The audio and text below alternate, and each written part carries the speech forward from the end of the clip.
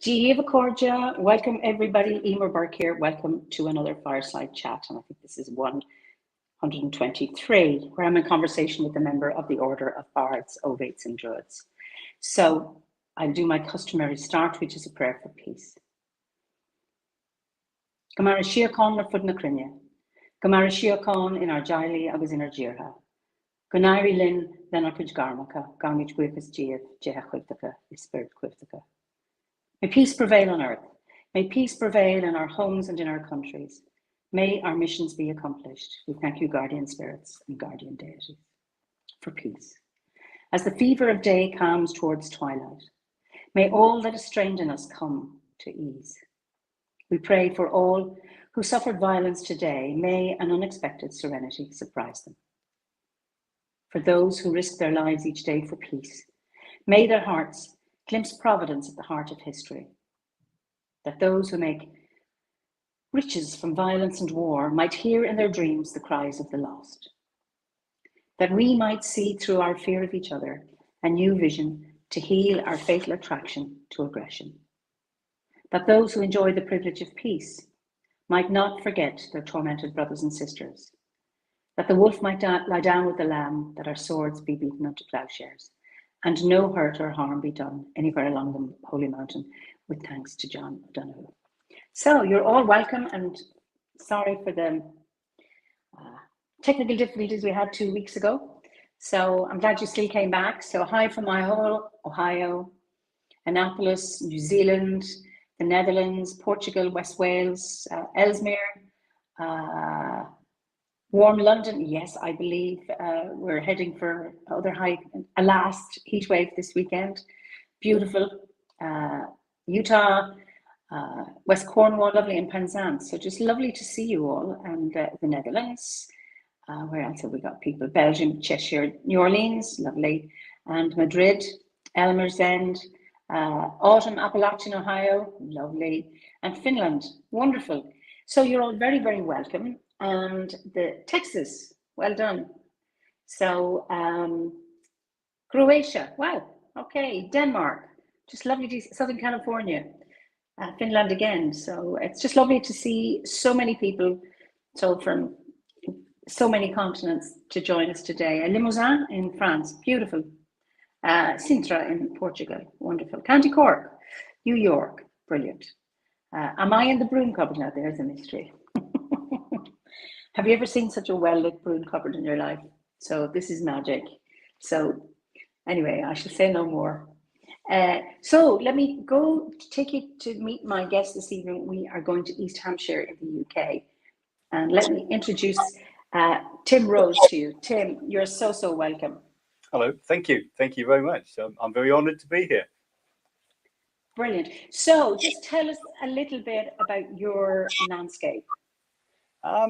Well, as you said, I live in a rather lovely part of East Hampshire, sort of just next to the Surrey border, and we've got no large towns around us, although we're sort of equidistant from various sort of fairly substantial ones. So it's a mixture of lowland heath. We've got sort of oak forest. We've got bogland. I'm about a couple of 100 meters away from an SSI, which is a wetland, lowland sort of wetland SSI. What does SSI mean? Site of special scientific interest. So it's a sort of protected site. It's National Trust land. So because we sort of border National Trust land, we go down to a river, which is where the bog area is, and then on the other side of that, we've got MOD land, Ministry of Defence land, which is a massive area of ranges, which is the lowland heath. So we've got, I think it's one of the few places in England where we get all species of reptiles within a very Wow. area. So we get all sorts. So what reptiles have you? You've adders, I take it, and what other ones do you have? Adders, grass snakes, smooth snakes, slow worms, toads, newts, lizards, sand lizards, smooth lizards, and Wow. all the other sorts that I can't remember. But there's a lot of them around, and Have you seen them? I've seen quite a few of them. Well, I've seen everything apart from newts. We used to see newts, but haven't seen any newts for quite a while. Because I think the river gets a little bit polluted, unfortunately, on occasions. Because it used to have freshwater mussels in there. Oh, lovely. Okay. Because we've been here about 30, 35 years now. And when we sort of first came here, there were mussels in the river, but they've long since gone, I'm afraid, due to I think pollution at various times. I think we have one species of newt, and we've no snakes. No, Ireland's famous for not having snakes. It's St. Patrick, isn't it? For banished them or something. Well, that motif only came into the narrative in the 12th century, and I think it was borrowed from some other French manuscripts where a saint had banished snakes from some place. So then it was brought and woven into the stories about St. Patrick. Ricky wants to know, what's your local river? Well, it's the gloriously named Deadwater. Which flows into the Blackwater, which is they're tributaries of the River Wey, which is the sort of local largish sort of river. But Deadwater and Blackwater, the valley I live near is the Deadwater Valley. So. Okay, we have many rivers called the Blackwater in Ireland, depending on where you are. It's not the same river, but different Blackwaters. Yeah. Fascinating. So, is there anything, like you have like a place of special, let's say, scientific interest? Are there any sacred sites near where you are? There's no actual sacred sites because we're sort of in the middle of, it's an area which is sort of in the middle of various other places. I can get to Wiltshire sort of fairly swiftly from here. So I'm about an hour's drive to Stonehenge. Hour and a quarter to Avebury, that sort of distance. But the only things we've got around us are there's some sacred springs and sacred wells, sort of fairly locally, and there's a lot of Neolithic round barrows and such like on the downs, because we're quite close to the South Downs. So up there, there's all sorts of places like that. But we're also quite close to Kingley Vale. Okay, tell us a little bit about Kingley Vale. I've never been. Kingley Vale is a wonderful place, absolutely marvellous. It's on the south side of the Downs. It's a valley that leads up to the top of the Downs, where there's a whole succession of Neolithic round barrows. I think called the Devil's Jumps, as they like to call these things. But the valley is predominantly forested with yew. It's got really ancient yew forest. It's a vestige of a much bigger forest. But some of the trees in there are absolutely ancient, and they're all intertwined, and they've got so much presence. I mean, if you go there, you have to ask their permission to enter, because you get this wave of power coming off them when you go there. It's the most amazing place. I thoroughly recommend a visit. I mean, I've spent quite a few days up there, wandering around and sitting with the trees. But some of them are a bit more hostile than others. There's some that you've got to approach quite carefully, I think. But have you ever had what would you say, a hostile response from a particular tree at a particular time? Yes, yes. Well, certainly from at least one of the yews in Kingley Vale, I've had quite a hostile sort of reaction. Sort of, you definitely get the sense, we don't want you here. You're a dangerous human. Sort of, bugger off, basically. What actually happened? Did you get a slap on the face from a branch, or was it a strong sense? It was just a strong sense that was, that we weren't, that I wasn't wanted, that I shouldn't be there, which sort of made me turn tail and run off in the opposite direction. I mean, it was a very, very strong sense of displeasure. Even though I'd approached the tree quite respectfully, it clearly wasn't having any of it. But some of the others are a lot more receptive. I mean, there are a lot of trees there, so I suspect some of them are just, like humans. Some of them are pretty bad tempered, and absolutely. Yeah. But I've had that before from other trees as well. I mean, oak trees are usually very, very receptive and quite helpful. Yew trees can be quite tricky. I always find you have to approach them in the right way, otherwise they get the hump, and I don't think they're that keen on humans, generally speaking. I have 3 yew trees in my garden. They haven't complained yet. Anyway, we'll see. So, tell us. Just tell us a bit about your background, because I'm interested in, I suppose, your background, and what was your childhood like? I mean, I'm not talking about the deep problems, but and then eventually how you came to Druidry, or how you found Obod. Right. Okay. Well, I mean, I was brought up in this sort of general area, sort of most of my childhood. Mm-hmm. And we did.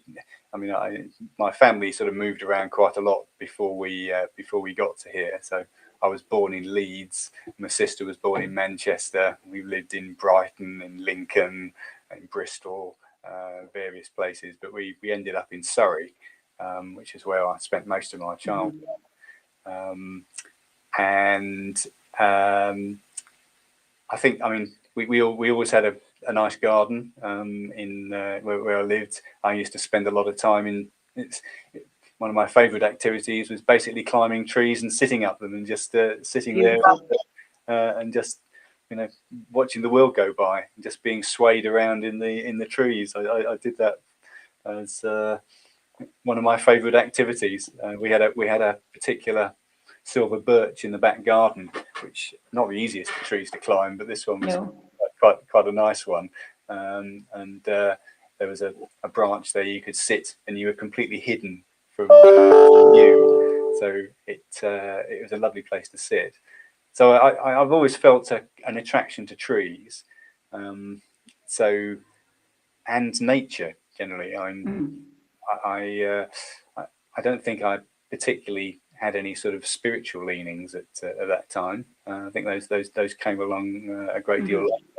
But I was always into nature, and I think at some point during my early teens, I started getting interested in magic, and started reading books on ceremonial magic, and was quite obsessed by Aleister Crowley at one point, as I recall. And was trying to do various ceremonies to conjure Pan, and any luck? No, never saw Pan, much to my disappointment. Although I think the account of the conjuration of Pan in Paris, I think, resulted in sort of the room being blown up and 2 people being rendered insensible. So I think it was probably a good idea that I didn't. But it was a fair warning to you. Sandy Coombs has a question. Apart from the oak, which tree, if any, have you found the friendliest? The friendliest? Well, I suppose silver birches, generally very friendly. Alders, I've found very friendly as well. We've got a lot of alders down by the river.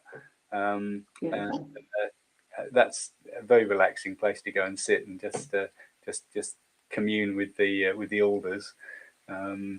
But yeah, but oaks are pretty reliable. I mean, you can always get a good a good response from an oak, I think. It's wonderful, wonderful. So yeah, sorry, go on. yeah, no, so yeah, just sort of going forward. Obviously, I got into the sort of ceremonial magic side of things. Just on my own. I mean, not with any group or anything like that. I mean, it was just purely from reading, because I was a voracious reader, and I also started getting interested in Buddhism as well at that time. Sort of looking at sort of Alan Watts and sort of that sort of type of stuff, which seemed to feed into the sort of ceremonial magic in some respects. But I don't think it was until I sort of got to sort of university that I sort of started feeling a bit more sort of spiritual about things, and sort of moving on in that direction. And it was Stonehenge, really, I think, that sort of started the the sort of journey in that direction, because I remember vividly, my first year at university, we decided to go to Stonehenge for the solstice. We were, just because it was something to do. So we decided to make ourselves druid robes, which we sort of made out of our bed sheets. None of us could sew, so we stapled them together with staples and made these rather bizarre-looking druid robes. And ended up down at Stonehenge for the summer solstice, and bizarrely enough, we managed to get inside the area where the druids performing, because we told them we were a schismatic sect, and the police obviously didn't have the slightest idea what that meant, so they just shunted us through. But in the end, we were too cowardly to actually do anything like join the druids. So we sort of put our tails between our legs and exited pretty sharply. But that was my first contact with druids, because they'd all been bussed down from London. It was the ancient order of druids. Okay, yeah. Like Ken Barlow from Coronation Street and all that lot. So they were sort of celebrity druids, I think you'd probably call them, wouldn't you? And even though you kind of left, did you have any sense of connection or resonance with Stonehenge at that time? Not at that time. I mean, it was just just something which we decided to do because it sounded like a good idea at the time. I think it's subsequent to that, because I mean, basically every year since there, I've been back to Stonehenge for the summer solstice. When every time we've been allowed, obviously during the Maggie years when they had the exclusion zone, we couldn't get there, so we would go to White Horse Hill, Dragon Hill, and do our ceremonies up there and celebrate the solstice. But every time we were able to get to Stonehenge, I've been to Stonehenge for the summer solstice ever since 72. So been there quite a few times. And do you go there? Do you still go there? Yes, yeah. No, I was there this year. In fact, I did a two-part ceremony this year, because my grove, the Sylvan Grove, were actually invited to do a ceremony on top of Butser Hill, which is on the South Downs, about 20 minutes drive from where I live. I couldn't pass that one over for sunrise, but I also wanted to go to Stonehenge, so I went to Stonehenge and met my friends at Stonehenge, and we drummed in the circle there, as we normally do, for about 3 hours, and then I ran back to the car and drove back to Butser and did the ceremony for the sunrise. So wow. So when you're at Stonehenge, you were able to go in among the stones, yes? Oh yes, well that's the advantage of going at the solstice. Okay. two solstices are the only times you can actually get into the stones and touch the stones and be up close and personal with them. So and it doesn't cost you any money; it's completely free. So it's a good it's a good result all round. And you're allowed to touch the stones at the solstice, because well, technically speaking, you're not supposed to touch the stones, but there's so many people there that nobody can stop. Police it. I mean, there's people, there's twats climbing up the, up the stones and so forth, and the security guards are sort of pulling them down. But most people are a bit more respectful than that. It's just a few idiots that climb up them. Because it's very restricted for us. So when we go at the summer gathering to Stonehenge, there's 100 people are allowed to go, and it's tightly policed, and yet at the solstice it's open to everybody. It's really interesting how they work that one out, and we can only be there at 6 a.m. It's just interesting, yeah. And when you go for the summer solstice, I mean, we usually arrive something like about 11 o'clock at night, and then sort of stay there until sunrise. So it's quite a good long time you get in there. But it is. I always liken it to being in a nightclub without a roof, because that's exactly what it feels like at the solstice. Because there's lots of people drumming. I mean, that's one of the joys of being there, is drumming, because it's one of the things I enjoy doing a lot. And we have our favourite spot, which is sort of in between the blue stones, sort of back behind the slaughter stone. There's a good area there which gets a good sort of resonance from drums. So we end up there and say drum for about 2 or 3 hours and get into a right old state of exhaustion and elation. Sounds beautiful. Sounds beautiful. Exactly what it's intended for, I'm sure. But that's. And at what point is the ceremony? Is it at sunrise or? Well, there's not normally a ceremony at Stonehenge, apart from Uther Pendragon's lot, the Loyal Arthurian War Band. They do a ceremony just before dawn, actually. But largely it's a question of just being there as the sun comes up and watching the sun come up over the hailstone. Okay. I'd always assumed that there was I know the ancient order of Druids do at some point have a ceremony of their own. So yeah, but I mean, there's all sorts of weird folk at the unexpected folk. I mean, there's usually a sort of like a juggernaut being towed around by Hare Krishnas, which obviously is all very entertaining. I quite like Hare Krishnas. It's you can go and dance to them and do a bit of drumming, and it's all very entertaining. And lots of other sort of hedge witches and sort of solo weirdos and druids of various sorts, and lots of people just going for a good time. I mean, that's essentially what it amounts to. It's a bit like a festival, really. I mean, it is a festival, but not a music festival. Brilliant. So tell me, anyway, so that's you scuppered away in your bed sheets from then. So what happened after that?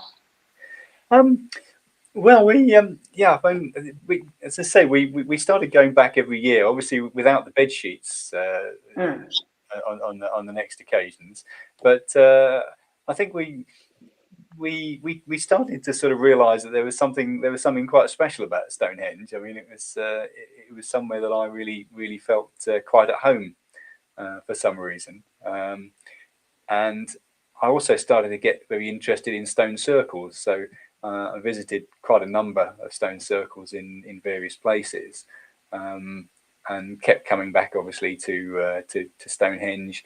And my sister lived just down the road from Avebury as well, so I spent quite a lot of time at Avebury, which was quite handy, before she very inconveniently moved to France. But yeah, terrible. and we sort of, I mean, from a personal point of view, I mean, I just got more and more interested in stone circles, and I think that sort of path took me towards Druidry. I first went to Glastonbury on the morning of the 7th of the 7th, 77, and watched the sunrise with a bunch of assorted hippies from the top of the Tor, which was magical actually. It was a wonderful sunrise, as I recall, and I was invited into some yurt by some random people to have breakfast, and it was a lovely experience. Beautiful. But I'm trying to remember how I actually contacted Obod, when I actually got in contact with Obod. I mean, it's such a long time ago now. I mean, it must be about 30 years, I think, or 25 years, something like that. I think I just sort of heard about them from somewhere or other, but somebody must have told me about them. I think somebody I'd met at Stonehenge and said, why don't you write to these folk? Because obviously I don't think there was a website or anything at that time. So I think I wrote to the office in Lewis. I never know how to pronounce it. Lewis. Lewis. And then started the Bardic grade, and the rest is history, as they say from that point. So beautiful. Gabrielle has a question. She wants to know, what does the 7th of the 7th, 1977 mean to you? What does it mean? I mean, it was a lovely sort of palindromic number. Yes. And it was also the year I sort of left higher education, as it were. So it just seemed like a good end point for me, but also a new beginning of the rest of my life. I found it quite a moving experience, actually, because being on top of the Tor with the sun coming up, people sort of playing flutes and banging drums and ringing bells, and it was the whole thing was very very spirit. It was very spiritual. I mean, I thought it's going to be a bunch of hippies, but then I associate myself as an old hippie anyway. Quite frankly, that's what I am. So I felt quite at home there. Let's put it that way. It did feel like coming home. It did to a certain extent, I think. And I also, of course, I mean, I love Glastonbury Tor, because apart from anything else, it's a hill, it's a mountain, and I'm quite into mountains as well. So that's it suits me very well. Glastonbury Tor as a place. Whenever we get there, I have to climb Glastonbury Tor at least a couple of times when I'm there for the weekend. Oh, that's beautiful. And it's interesting, you were talking about trees that welcome you and some that don't. And the Tor is the same. Some people say, I'm going to climb the Tor, and then they get a sense when they're at the bottom of it. Not this time, no. And others do. And it's a really fascinating place. And there's now a circle of apple trees. Yes. At the foot. And that was those trees. It was what for our gathering when we had the confirmation ceremony for the chosen chief in 2022. Part of the ticket fee went towards trees, and we gave that to a local, I can't remember the name of this group in Glastonbury, and they planted that. And that was because of the order's contribution. And it's just lovely. And they hope, I think it's 27 trees, and they want to have 2 more circles. What within that circle, or outside of it, I think. Okay. Yeah, because I mean, I seem to remember going there, coming down from the ceremony on the Tor this year, and trying to count the number of trees, and I couldn't manage to count the trees the same number on more than one occasion. So there was some strangeness going on there, but beautiful magic. Yeah. So I don't know. Somebody wants to know. There may be a species of apple tree because Avalon is the Isle of Apples. So Helen has a question. Do you have any practices in the New Forest? Because obviously the Silverton Grove is close to the New Forest. Yes. Well, I mean, we do our ceremonies under a beech tree in the New Forest with the Sylvan Grove.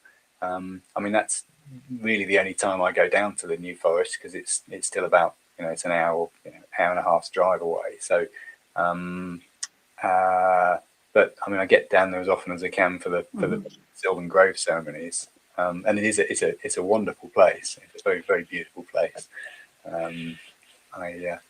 The beech tree that we have at the Sylvan Grove is the most amazingly welcoming tree.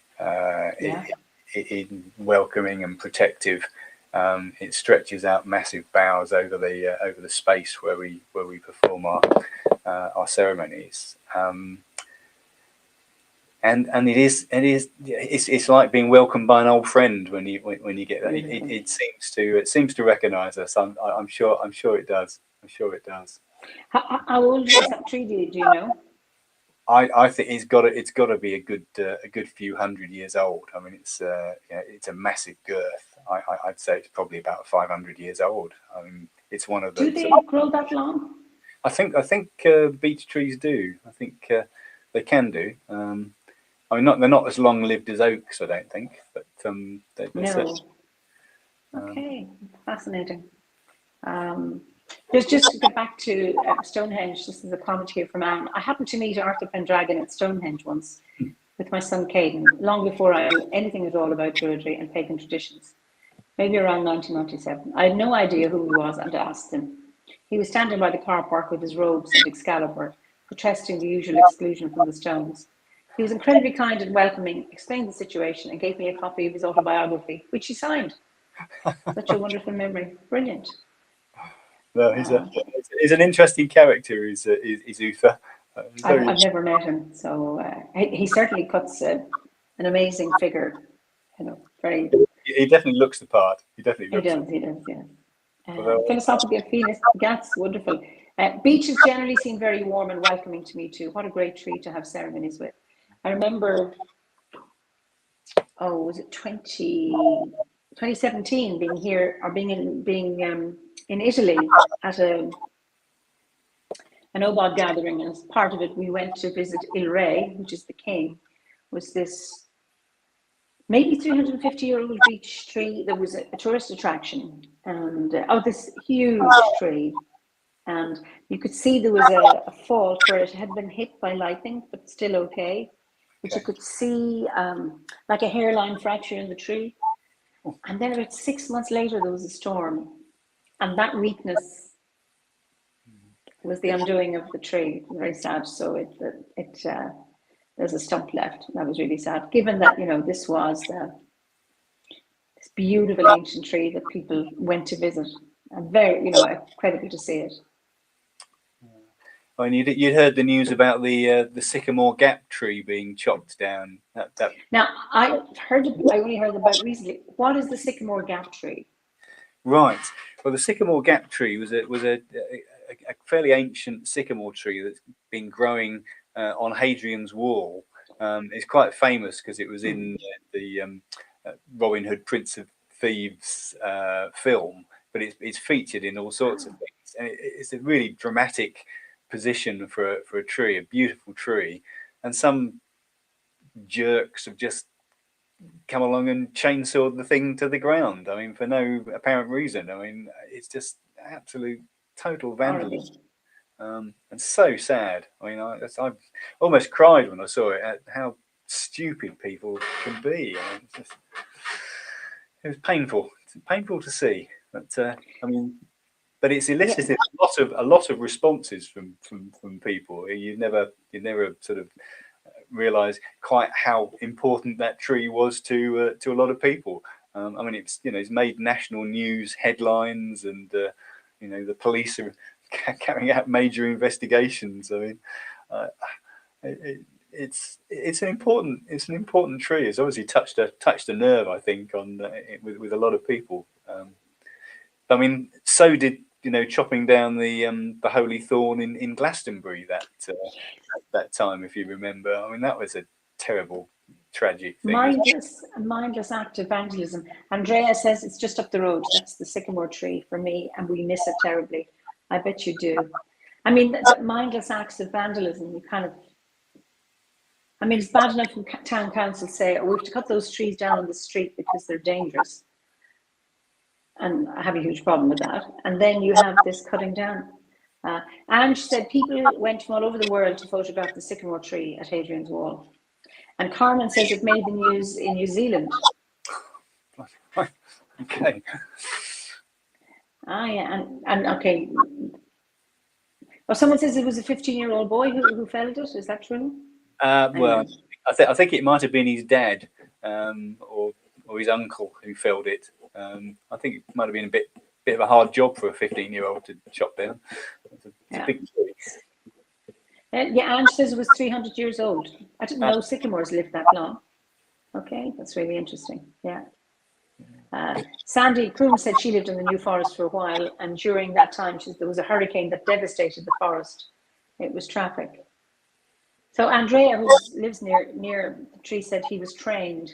Who knows? Okay, so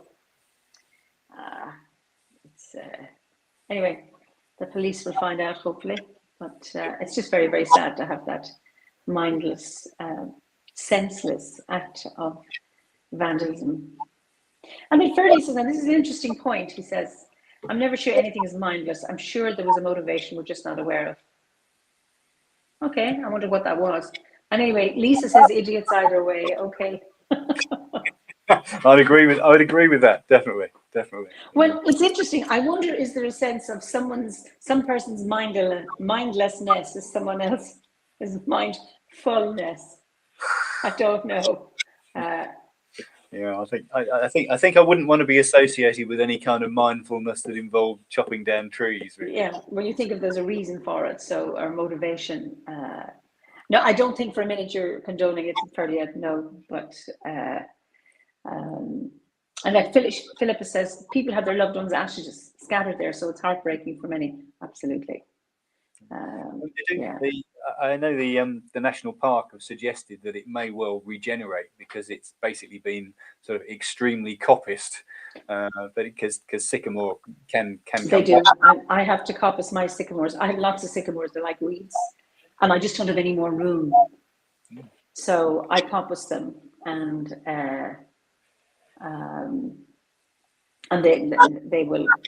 they come back up, and I think that's a beautiful thing to see. It's that life endures, nature does prevail, even though people are saying I'm heartsick to think about it. It's horrible, and yet when you see it sprouting, and many trees do that. Hawthorn does it. Certainly sycamore, horse chestnut, lots of trees do that. They will say, okay, willow, of course, and hazel, the usual trees that we coppice. I think it's beautiful that we can do that. Tommy says, when you see traces of felling, you could see it wasn't an amateur's job. Such a shame. Yeah, but I think the best bet at the moment is it was some kind of disgruntled ex-employee of the national park, I think. I saw somebody, I didn't get to comment on it on the comments, and Ricky has said some kind soul travelled all the way there with a sycamore sapling and planted it there. Have to see if the trust keeps it. Now that would be lovely. Well, I think the problem is it's in a gap, and which is obviously a wind gap that goes through, and it's very lucky to have survived as it did. But I think what they really need is a small copse of trees there. So whether that will happen, whether the national park will allow that, who knows? Let's hope. Leslie says, I read that the sycamore was felled by a man who had been evicted from his lifelong home and business by the National Trust. Somebody who's very hurt and a lot of pain. Unfortunately, took it out on a tree and not on the national. Not in the national, not suggesting you cut down the National Trust, but you know, a way of expressing anger. I think if it's your lifelong home and business, then that's quite a painful thing to happen. So this is interesting. Philosophical Phoenix. I knew a sycamore that grew entwined with a pine. It was one of the first trees that taught me. I've loved them ever since, and that's beautiful. You know, that's lovely. I mean, I'm fascinated by.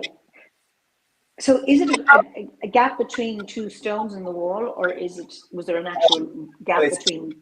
It's a gap between two sort of hills, but the wall comes down the sides of the hill, and then there is a gap in the wall, so it's grown up in the gap in the wall where there's a path goes through. But it was a very dramatic position. I mean, you couldn't have chosen a better. I've seen the photographs of this, and I wasn't too sure what it was. Andrea says the trust have now removed the sapling to plant elsewhere. Oh. Obviously, so I meant that maybe for safekeeping. Who knows? But it just fascinates me. I was in Germany last year, and we were in a place called Druidenhain, which means the Druids' Grove, down in Bavaria. And there were these huge boulders, absolutely incredible. But in the boulders were trees coming out of tiny cracks. And then it's almost like you see a tree, the trunk on there, and then it seems to, the branches or the roots seem to pour out over the side and go in.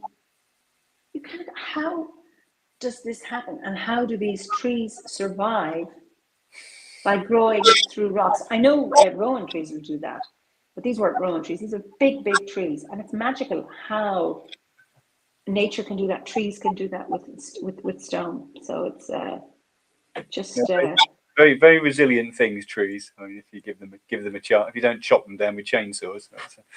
That's right. So, when you think of how long you are a Druid, when in your life would you say that your Druidry has supported you? Well, I mean, it's certainly. I found it supported me throughout most of my life, really, because particularly the sense of community. I've always found going to the gatherings, for example, to be something which is sort of quite life affirming, and I always come back from a gathering feeling so much better than I went than I was when I went there. So it is that sense of community that I think I've found, which I greatly appreciate. I mean, I don't know. I mean, obviously, you know, the people you meet there. I mean, it's always possible to talk to virtually anybody when you go to the gathering. It's you know, just open to you know, communicating with you, and it doesn't matter whether they know you or not. I mean, you feel you know people anyway, because you're sharing this experience. You're sharing the you know, the gwers, the whole sort of structure of the order. And I think it does give you a powerful sense of belonging, which I've never really had before, because I've never been a joiner of clubs. I don't think I've ever really joined. Well, I think I might have joined one club, sort of one mountaineering club a long time ago, but that was that was it. So I'm not a big joiner of things, but I just found the sense of community in the order to be a wonderful thing. And it has helped me, certainly, you know, going through difficult times, you know, like when my mother died and my dad died, and it's it has given me a sense of, well, because of the sort of the stuff we've gone through in the gwers. I mean, there's a whole journey, you know, particularly in the ovate grade, which I very much found a wonderful experience. It's sort of drawing on that to give meaning to things that happen in your life. I have found that to be something which has given me a great deal of support and encouragement. And also obviously dealing with the people in the Grove as well, because everybody in the Sylvan Grove is absolutely wonderful. I can't say Well, that's a very active grove. anything better. Yeah. They're just brilliant, and that's been a great joy to me to be participating in that. I'm not the most regular attendee, it has to be said, but I know that I can always attend. That's there's no pressure on you to do something. You can go when it feels right to go, and that's so beautiful about the order. You come when it feels right. Yeah, that's exactly it. It's not prescriptive. I mean, I say that the community. It's like being a member of a church. Obviously, in inverted commas. I mean, it's not a church. I know that, but it's that feeling of belonging and being part of something with shared values, shared spiritual values as well, and a sort of a shared worldview. Even though as Druids we may have differing approaches and differing sort of ways of perceiving the world of spirit, but it is something joyous. That's what I gain from it. It gives me a great deal more joy than a lot of other things I do. So I value it greatly. That's lovely to hear that. I mean, that's also been my experience. Anne says the sense of community in Obod is so extraordinary. I, for one, am so grateful. It allowed me to find kindred spirits in a way I never had before. I mean, for me, it's been like a second family. I remember the first time I saw you. It must have been at my first summer gathering. I think that was the first time, was 2011. I remember you. I didn't know you. I didn't speak to you, but you were dancing. I remember you dance with. Not with a vengeance. I say I dance with a vengeance, as in dance with just abandon. Abandon, yes. No, I think I'd agree with that. Yes, that's a good description. I mean, I find dancing a very spiritual activity. Yeah. I have to say. I mean, it's a very shamanic thing. I mean, that's another one of my sort of not bugbears, my sort of things I'm very passionate about. I mean, I think I've had some of my most spiritual experiences in nightclubs. To be entirely honest, it's dance and movement and with other people is a very powerful and spiritual experience. Can you elaborate on one significant experience that you had, be it dancing at a nice outfit or a nightclub or wherever? Well, I mean, some of these experiences obviously involve substances that might be considered illegal, but that's obviously not something you're probably supposed to talk about that much. But it is something which puts you on the same level as everybody else in a club, and I mean. When you're in that environment and in that state of mind, you're following the music. It's the way that DJs, actually proper DJs, not just people who play records, but people who actually play the room and change the beats and play around with the music. They build it up and build it up and build it up and then drop it and then build it up and the whole thing becomes totally ecstatic, and everybody else is being raised up in this same sort of vortex of energy and power and light and music and vibration, and it can be an overwhelming experience. It's everybody else is exactly on the same wavelength. You're in a sort of like a gestalt sort of entity, because you're basically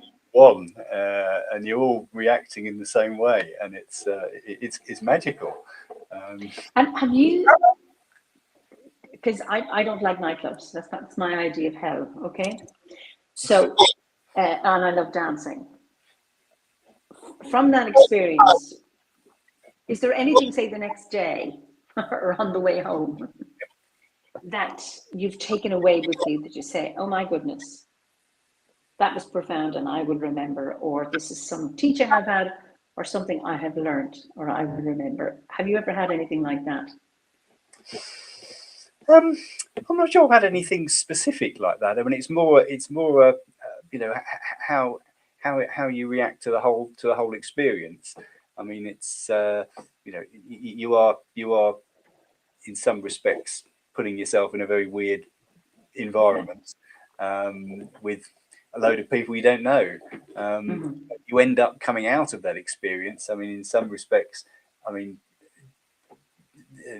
various drugs. It's difficult to talk about these things without, but various drugs act as a sort of empathetic sort of enhancers. So you're actually feeling that you can communicate with everybody, and everybody's exactly on the same wavelength, and everybody is happy. And that being with a load of people who are happy, not just off their heads, but actually happy, and you know, in a sort of communication with you, and mental communication with you, is a very brilliant experience. It's yeah, I'm like it's something that I would yeah, I'm very glad I have done. I mean, I say I'm probably a bit old for clubbing now, sadly. I was tempted.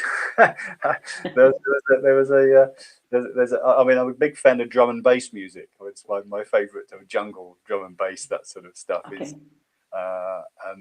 It's repetitive beats as banned by the public, you know, the Maggie Thatcher's Act, which defined sort of music that was illegal as you know, largely composed of repetitive beats, which is of course what most electronic music is composed of. That's illegal?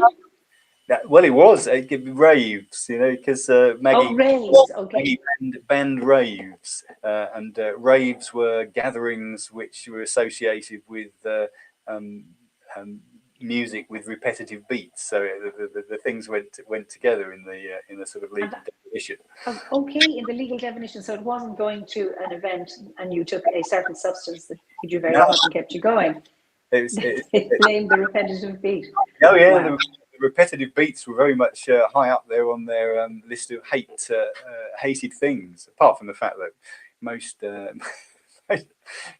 most people who were against that sort of thing wouldn't like electronic dance music anyway, because it's you know, it's too noisy and aggressive, and they'd find it very unpleasant. But having been to quite a number of raves in my life, it's again, it's something which does give you a great deal of joy. So I nearly went to this 30th anniversary of there's a drum and bass organisation called Metalheads, which is they've got a 30th anniversary bash in London later this week, which I was tempted by, but yeah, I think I'm probably a bit too old for it now, but sadly. You could always sit down, but I'd say you wouldn't sit for long. I wouldn't. I can't. If there's a beat, I've got to dance to it. Yeah. It's got to happen, you know, and I would be totally ruined, I think, because I'd be. I don't think you need it for an entire night these days. Oh, brilliant! So you said, you know, the ovate path was very important for you, and we don't have any spoilers or allow any spoilers in our conversations. But when you think of creativity, how do you express your creativity, or how do you find your amen or imas? Well, creativity. I mean,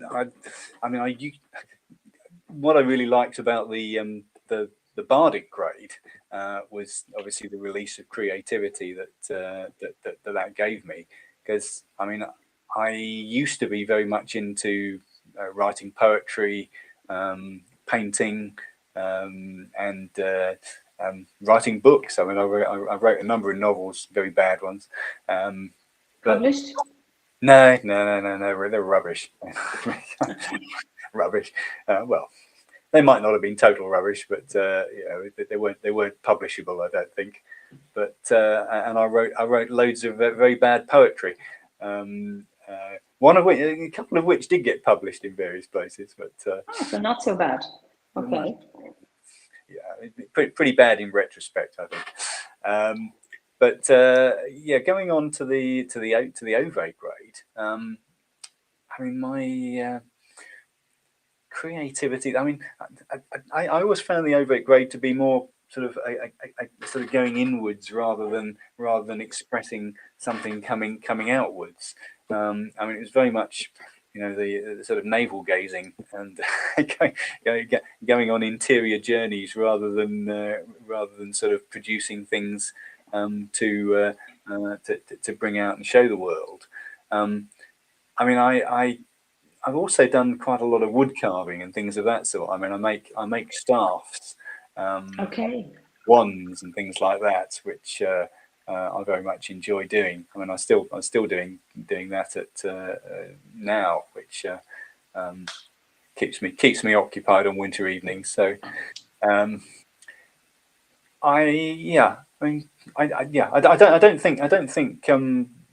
don't associate the Ove grade with creativity, but perhaps I'm looking at it perhaps I'm looking at it in the wrong way.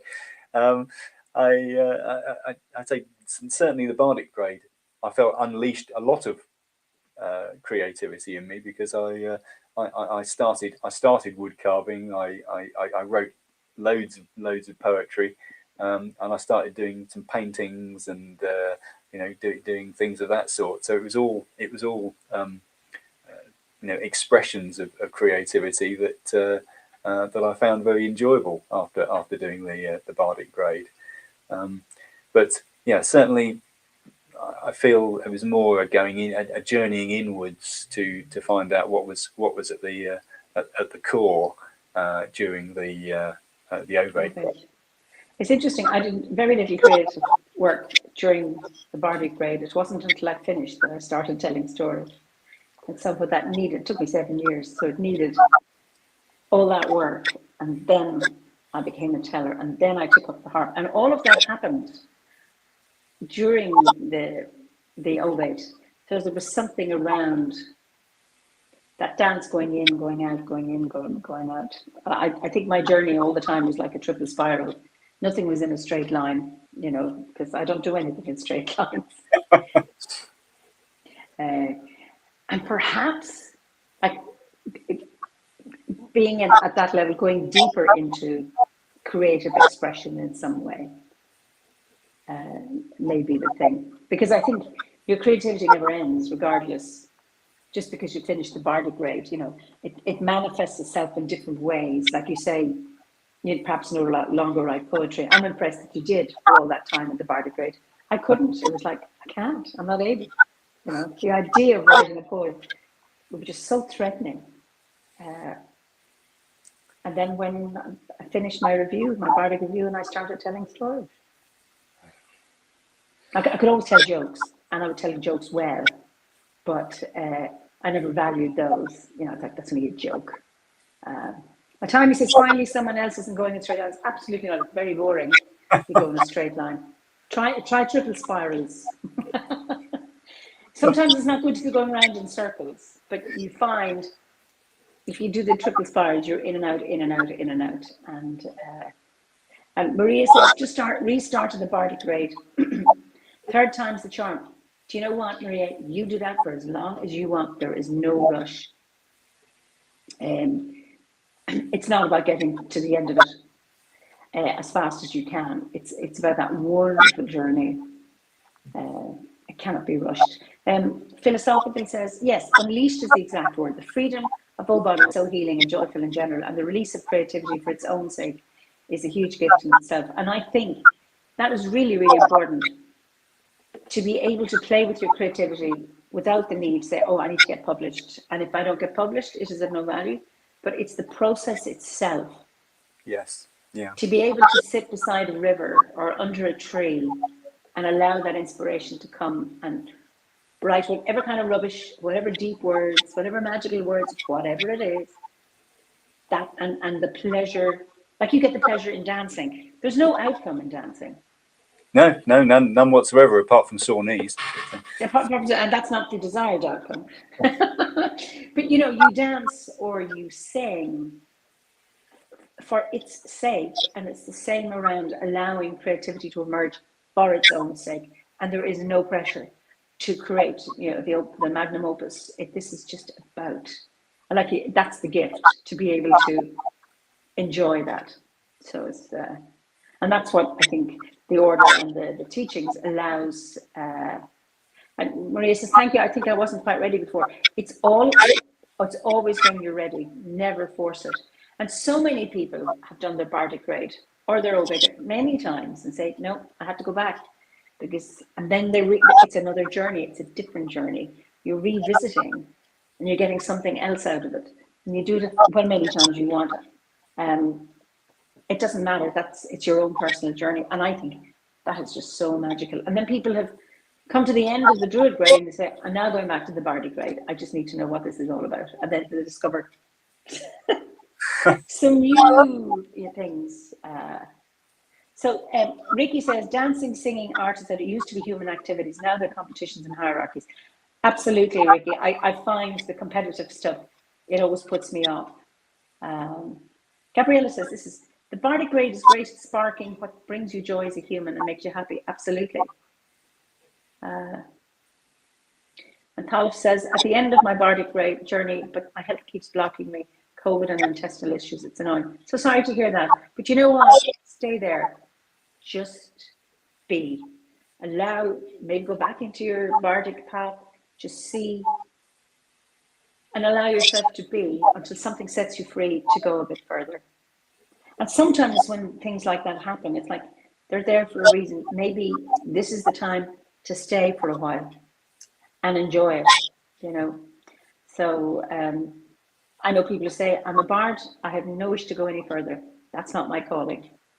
Great. Others say, no, I want to be X, Y, and Z. And everyone's journey is the same. Anne says, thank you both for this wonderful discussion about creativity. So true, about readiness, loving the process and not worrying about the outcomes.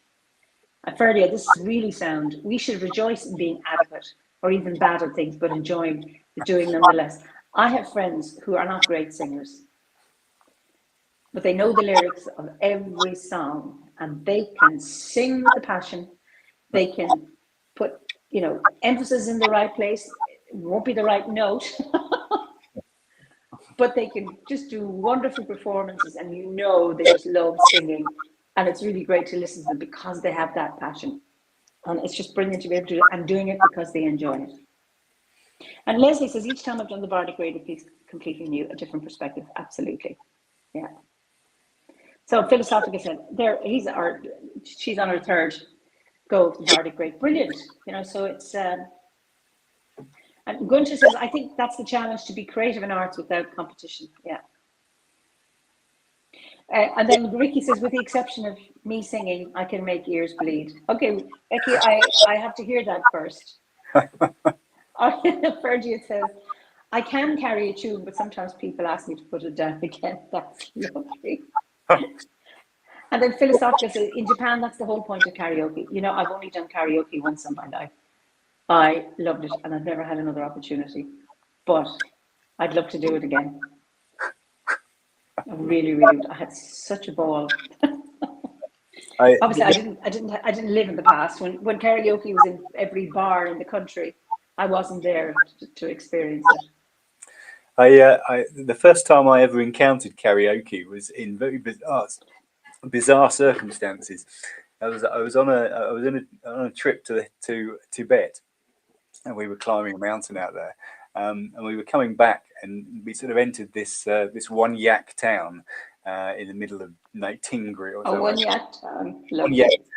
and we were all sort of wearing our climbing gear, you know, big boots and sort of stuff, and we were sort of looking for a bar to go and get a drink, and we ended up at this sort of in the back of this barn in the middle of this sort of mud town, and it was a karaoke. There were all these Chinese guys dressed up to the nines and sort of come out of this sort of mud and sort of yak dung in the streets, and they were sort of dressed up in sort of sparkly costumes, and they were singing karaoke in this barn, and it was absolutely gobsmacking. I mean, we'd never seen anything like it. Wow! And that was my first experience of karaoke. Did you sing? No, well, it was all in Chinese. So we danced. We were stomping around in our climbing boots. Brilliant. Ricky says, Ricky says, last time I attempted karaoke, I did Remember You're a Womble in the style of death metal. I'd love to have seen that, Ricky. I'm not going to think you, just every time I think of you now, it'll be a womble. It would be brilliant. Remember. Okay, that's brilliant. Brilliant. So what? Okay, Ricky says, people say dances if nobody's watching, so I did, but they were watching. They thought I was having a seizure and summoned paramedics. Well, I have to say, my dancing has been described as a man having a fit in a lift sometimes. Actually, that's I never thought I needed to rescue you, but you do dance you have your own particular style of dancing. Sandy says, I thoroughly enjoy going through my grades and often revisit them. It's like watching a film several times and seeing something different each time. And I think that's something that's really, really important. This wonderful journey that we take. Oh, Ricky says, Tim is one of us. One of us. Thank you. So what have you read? You mentioned your hill walking, because when I asked you a few weeks ago, you climbed the Dolomites in Italy. Yes. So what was that like? Oh, absolutely wonderful. Absolutely beautiful. I mean, what we were doing was climbing things called via ferratas, which are iron ways. So, I mean, if you don't know what those are, they're basically prepared routes up rock faces and sort of round rock faces. They started off in the First World War as means to get troops up to sort of the top of mountains and things of that sort, because not many people know the history of the First World War in northern Italy, but it was there was a lot of fighting up there between the Italians who were on our side and the Austro-Hungarians who were on the other side, obviously, and they prepared loads of these trails with cables and staples and iron ladders and all sorts of stuff. So people were getting up to very extreme positions, but in relative safety, because they got all this kit on the rock. And what they've done these days is they sort of updated them, so you can now climb into some very spectacular positions on rock faces in relative safety, because you're clipped into a steel cable that runs up the side of these things. They can be quite spectacular and get into some very interesting sort of overhanging and terrifying positions. You're an adrenaline junkie. I mean, I'm a hill walker. I climbed Kilimanjaro, but so you're a mountain climber. Yes, yeah. Not a hill walker. We did the Via Ferratas this year because we nearly killed ourselves last year. We had a big fall on one of the glaciers and went about 300 feet. Yeah. Sorry, would you repeat that? You were tied with ropes together, and you. Yeah, we were descending a glacier, quite a steep glacier.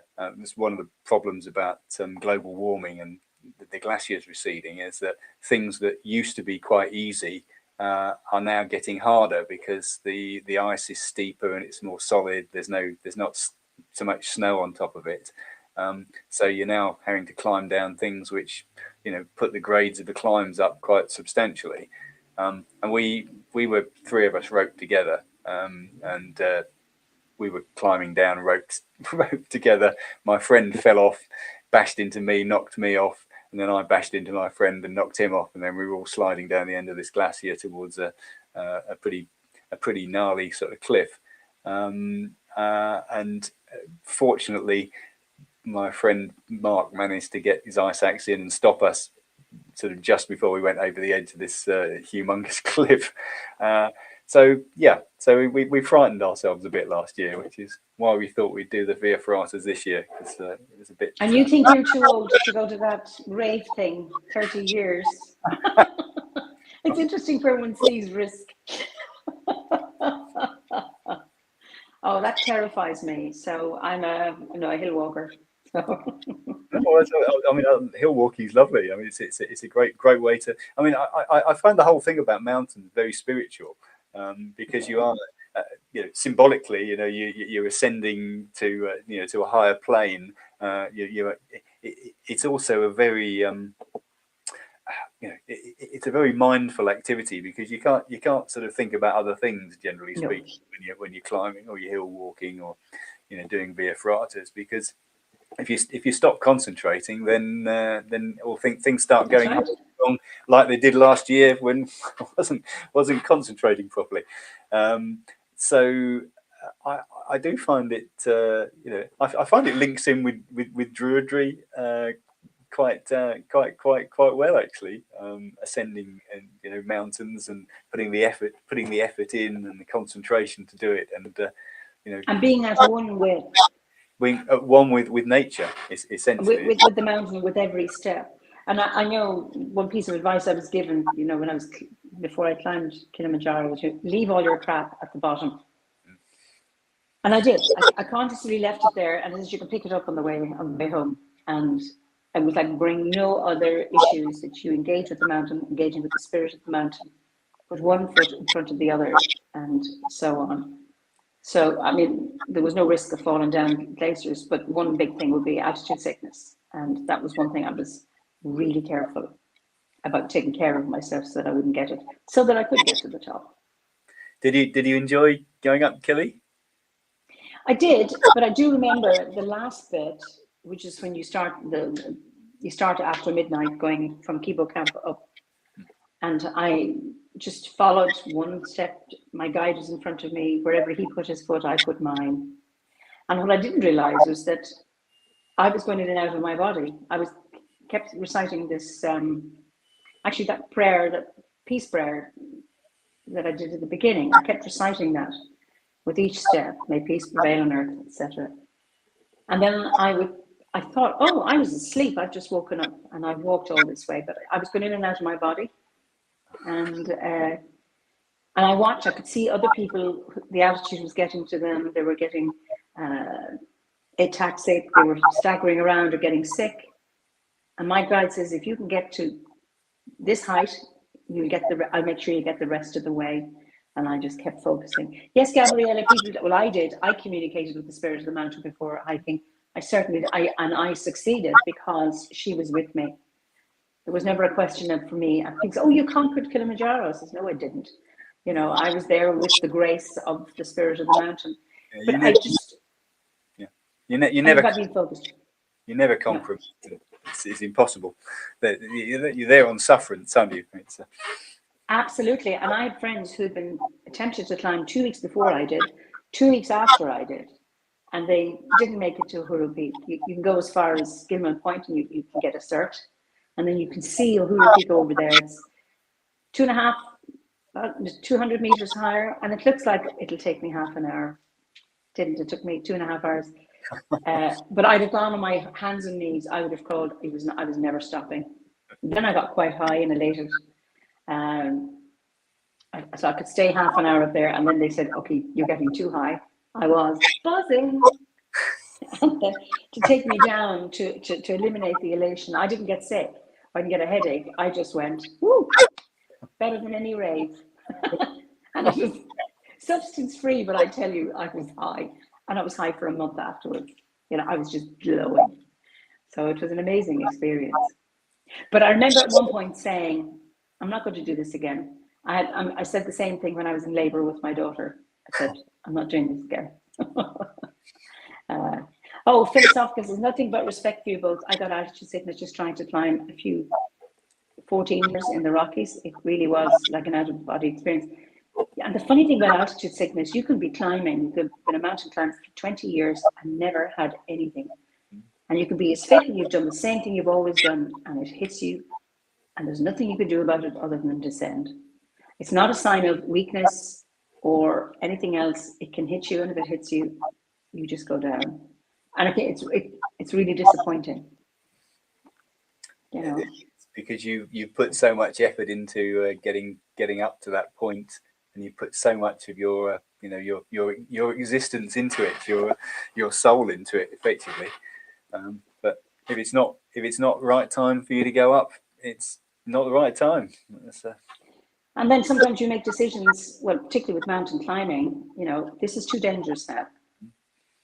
Go down, and you let go, and you don't let go of the rope, whatever it is you're holding on to, but you let go of that goal and say, okay, in the interest of my safety, their safety, etc., it's time to descend and make a safer choice rather than being macho and so egotistical to get there to prove whatever it is you want to prove. So yeah. It's also, I mean, it's an interesting, the you know, having being roped up and climbing, connected to other people. It's also, you know, very much you're trying to look after everybody else as well. There's a real sense of bond, of community, when you're climbing with people. I mean, I basically trust my life to my friends, even though they did try and pull me off, but then one of them did save us. So you know, so it sometimes works out okay. I mean, and there's a test of trust and friendship that the relationship gets, obviously it has with you, maintained despite someone's mistake, and that how interconnected you are, and it's like each for all and all for one. It is very much like that. It's you. Yeah, I mean, the people I climb with, it's not a club. I mean, they're friends of mine that I've known for donkey's years, and we've been climbing together for, you know, best part 20 years, 30 years possibly. So yeah, it's a very long-standing relationship. I mean, a good friend of mine I used to climb with many years back wrote a wonderful book called The Bond, which is all about a climbing trip to Alaska. He was the guy I went to school with. In fact, first person who sort of took me climbing was very, very good climber, remarkably good climber, but he was brave as hell. I mean, nothing would frighten him. I mean, he broke his back climbing and sort of, you know, carried on after that. But he suddenly just gave up after he'd done these two climbs in Alaska. He realised that if he carried on, he was going to kill himself. He sort of consciously made that decision because he was just pushing himself each time. He was pushing himself harder and harder and harder, and he was getting sort of closer to the edge of, you know, just of dying. And he knew if he didn't give up, he couldn't do it at an easier level. He could only do it at that level, so he just gave up completely and just he never climbed again. Quite remarkable, actually. He probably would have been dead by now, though. I mean, because he would have killed himself. I don't know if that's a nice way for a mountain climber to go, but certainly not for the people around them or the people they've left behind. You know, exactly. It's like a golfer dropping dead on the golf course. You say, is that a lovely way to go, but not for the people with them. But yeah, exactly. And I mean, it takes great courage to say, you know what, now I've reached that. I have to say goodbye to this. I have to let go of that relationship. I mean, in a sense, it's like a divorce, but it's for the good of all. And I suppose that's the best kind of divorce you could possibly have. It's for everyone's good. that'll happen. It doesn't always happen like that, unfortunately. It's a very brave decision to make, I think. I mean, yeah. Fortunately, I've never been at that situation because I've never been that good a climber. So it's never been something which I've had to encounter. But I mean, but his book, The Bond, was that about the relationship between him and his co-climbers, or with him and the mountain, or both? Both. Yeah, very good book actually. I'd recommend it. It's a guy called Simon McCartney. It's called The Bond. It's, and you see, relationship is key. And as Druids, we talk about relationship with spirit, with our landscape, with nature, with the seasons, the wheel of the year, however we see the divine, and our relationship with ourselves, and how important that bond is, how important it is to respect it, to nurture it, to take care of it, and to be very mindful and aware of it. So I think in your expression of Druidry as a mountain climber is a very, very interesting one. I mean, it's yeah. I mean, it's part and parcel of who I am.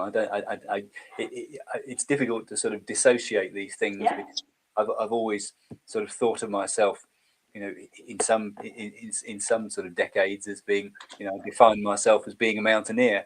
I think probably now I define myself more as being a druid than I do as a mountaineer, although I'm still mountaineering.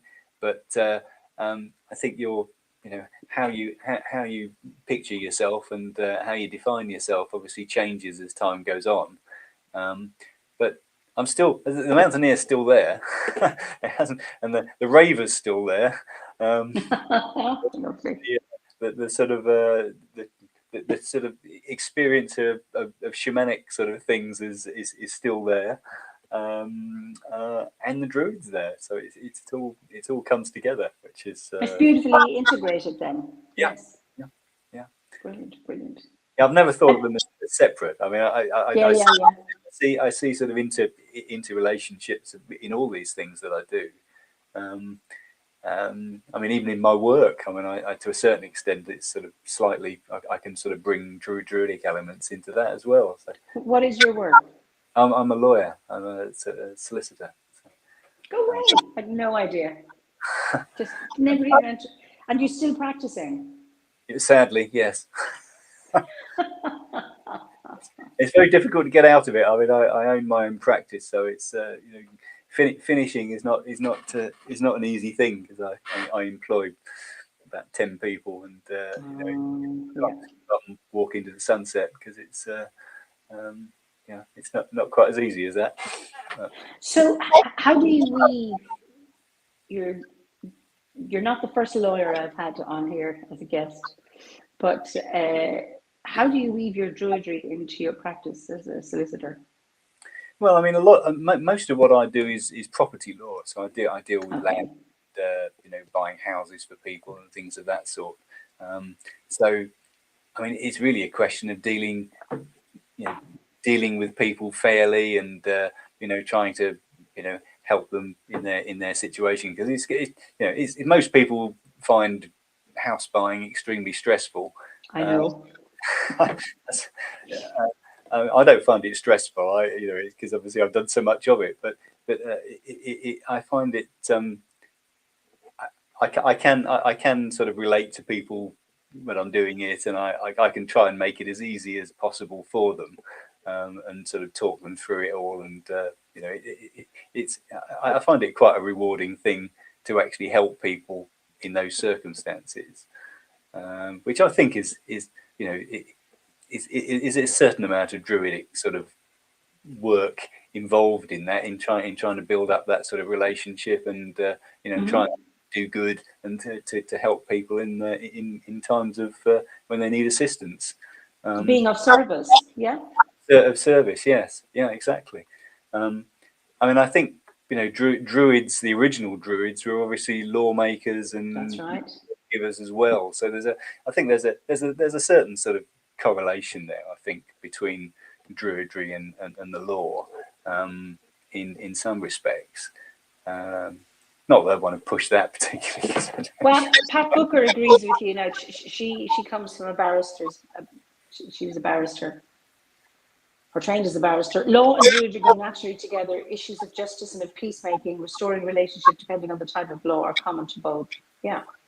Yeah, no, I'd agree with that. I mean, the rule of law is one thing that is very important sort of pillar of our sort of society, if it works, which largely it does. I think it may not work perfectly, but on the whole, it's a lot better than the alternative. So yeah, I think there's a correlation between the two. Okay. So, what would you say has been your greatest achievement? Thing you're most proud of? My greatest achievement. Difficult to say, actually.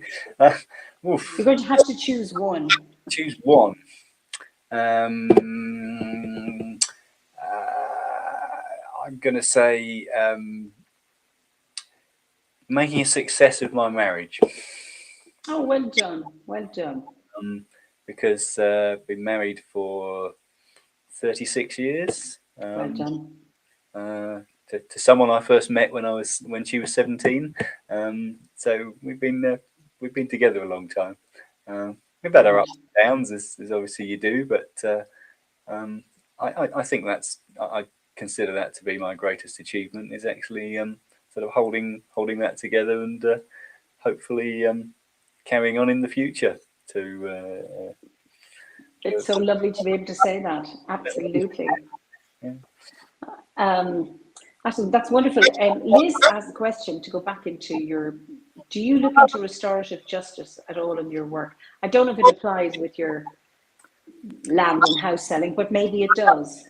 No, well, not really. No, I mean that would be more sort of in litigation type work. I mean, mine's a bit more sort of transactional based, really.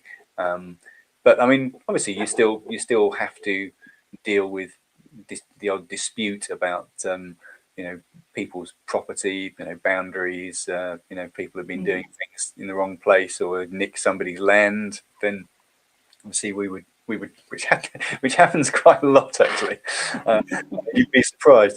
We have to try and mediate it. I mean, that's last thing people want to do is go to court over these things. So it's a question of trying to mediate disputes. I mean, I do that quite often in sort of in property sort of situation.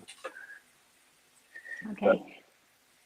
Okay, so Pat says the next wave of environmental justice, that is giving legal personhood to rivers and mountains, etc., ought to appeal to all druids.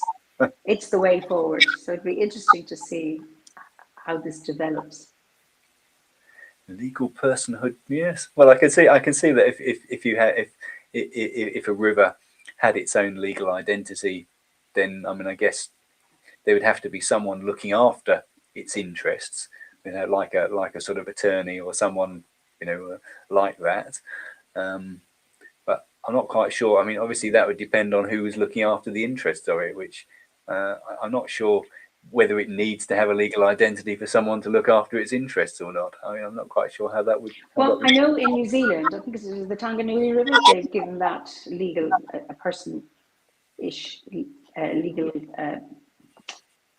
personhood. And I don't know if someplace in Canada as well, so that it's not destroyed by, corporate interests, with pollution, etc. Ricky suggests to declare a legal genius loci. That would be interesting. Oh, and Liz says wild rice in Minnesota. Liz, are you suggesting that's how the personhood? Really? Okay. And Pat says, who wouldn't want to be an advocate for the river? Several countries have done this so far with specific rivers. It seems to be positive. And then America, Julia says, in America, they have the Adopt a Highway scheme. We need one for rivers. So Liz says, yes. So wild rice in Minnesota has got personhood status. Philosophical says, we need druid lawyers in the US. The rule of law is in danger here. Okay, interesting. Okay, all you lawyers.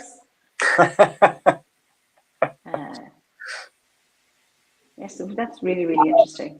Anyway, so Anne says, personhood for rivers and sacred areas is becoming a huge issue. Indigenous cultures are doing wonderful work on this. Anne is in Canada. Okay, that's what I thought was happening there. Love the idea of adapting the Adopt a Highway scheme for rivers and such. Okay. Okay, that's fascinating. So, any concerns you have about the modern world? Concerns I have. One concern.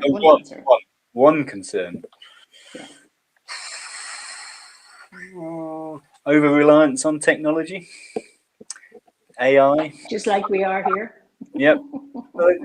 I mean, yeah, you know my views on technology. I think, but you're very brave to come on tonight. It's not. I mean, we managed without it before. I mean, obviously we didn't manage quite as well, probably, but yeah, it's not essential. I've never thought of technology as being essential to what we are as humans. But other people obviously have different views. And technology will save us because obviously we're not going to save ourselves. Hopefully. What about raves? About waves. Raves. Oh, raves. Well, yes. I'm very selective about technology. I'm very selective about technology I don't like. Good sound systems. I'm definitely up for them.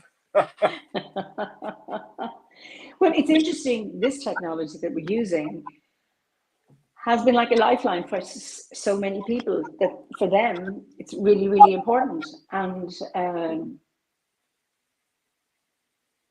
it allows, it brings people from, so like we've people here from Canada, the US, various countries in Europe, New Zealand, the other side of the world.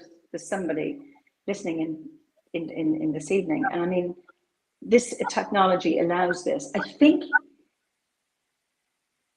it always scares me that someday that someone will turn the switch off, and then it's like we're all in the dark. And if we've become so dependent that we're not able to light a fire for ourselves or cook outside or be able to go and collect water from a river and purify it, it's those kind of things. I agree. Yeah, it's over reliance is the thing that I'm concerned about. I think when we can't do anything else for ourselves.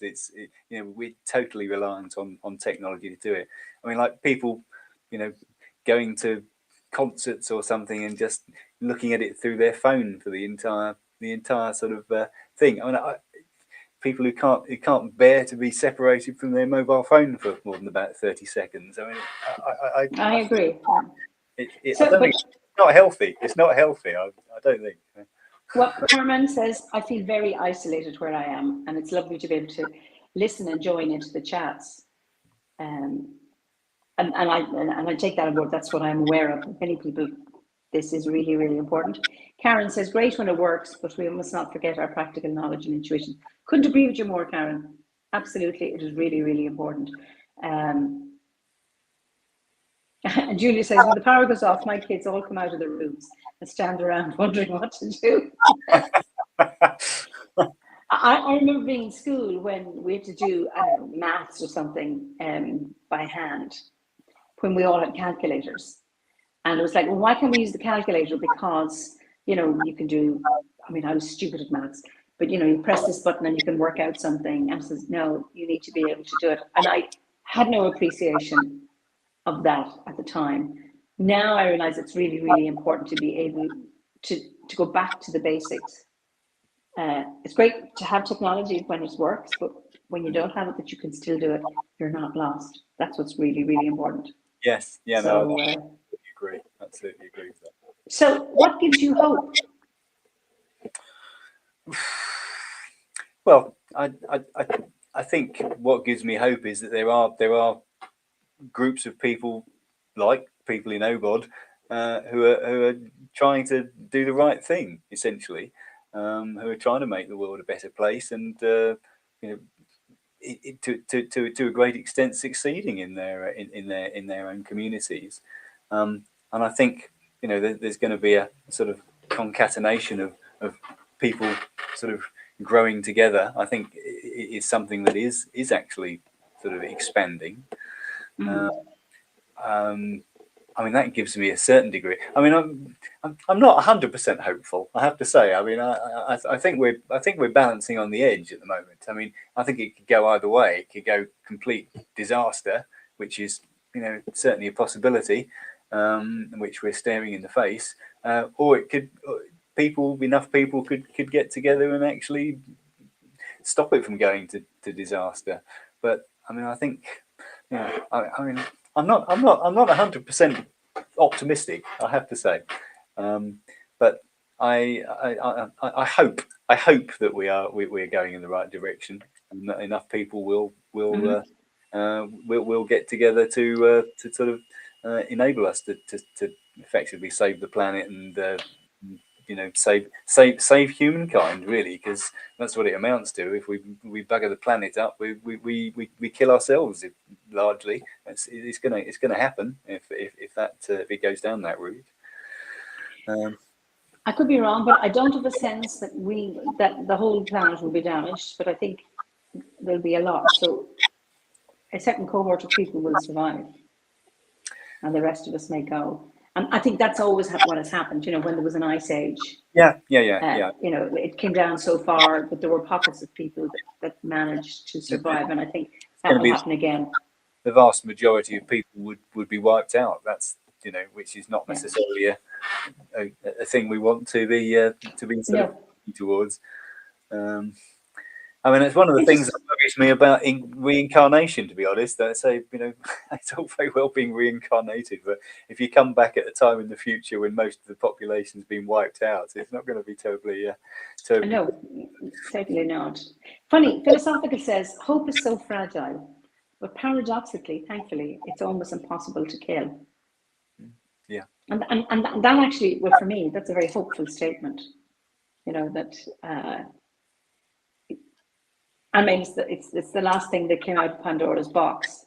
So this, you know, that expression, well, there's always hope. Remember, it's I suppose hope is a very interesting concept. It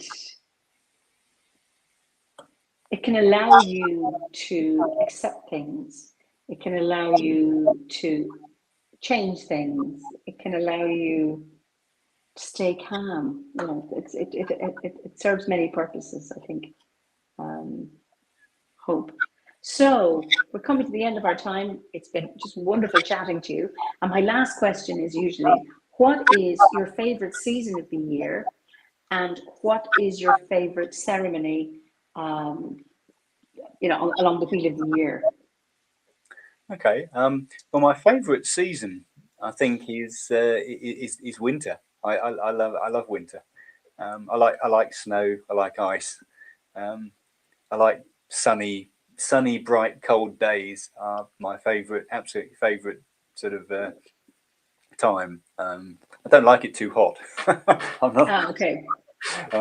But my favourite ceremony, well, I mean, I'm going to have to say the summer solstice, because that's what I'm sort of more associated with. But having said that, I do love the Samhain ceremony that we do at the Sylvan Grove, which is magical. So that is probably my favourite of the ceremonies that I go to during the year. So carrying lanterns into the forest in the dark. Yeah. Beautiful. Well, Philosophical Phoenix guest winter. My guests often bet, but Gabriella has gone. Bet what my guest is going to say, and Gabriella has a low success rate. Anyway, Philosophical guest winter, so she's delighted. Congratulations. And she says, okay, would never have guessed summer solstice. What a great balance. Absolutely. Carmen says, many thanks for a fascinating conversation and discussion. So Tim, listen, thank you so much. It's been such a joy chatting to you, for braving this technological world and Thank you. I appreciate you coming on. Thank you for having me. I mean, it's it's been very enjoyable actually. I was a bit worried at the outset, but it's. I wasn't worried about you at all, because most people are worried and they always say I'm not going to be a good guest, and my guests are good. And the idea is that I talk to ordinary members of the order, and then I discover my guests aren't ordinary; they're quite extraordinary. So I want to thank you so much. And so I'll let you say goodbye, and then I'll send you backstage, but then we can go and look at the comments when I've gone offline. So if you want to say goodbye. Okay. Goodbye, everyone. Thank you very much for being with us. Okay. So thank you all so much for joining me this evening, and thank you for your lovely comments. Of course, sometimes they come so fast I don't get to be able to refer to them. So I just wish you a good night or a good morning, good afternoon, or if you're watching a recording of this chat. So I look forward to, I think I'm here next week. Let me see. Yes, my head goes a bit funny. Wait a second. Yeah, I look forward to seeing you next week for another Fireside Chat. So until then, be well, be safe, be slán. And if you're in this side of the world, enjoy the last of the good weather. Suddenly it's coming back to Ireland and the UK. One last dash for warm weather before the winter sets in. So until we meet again next week, slán go fóill.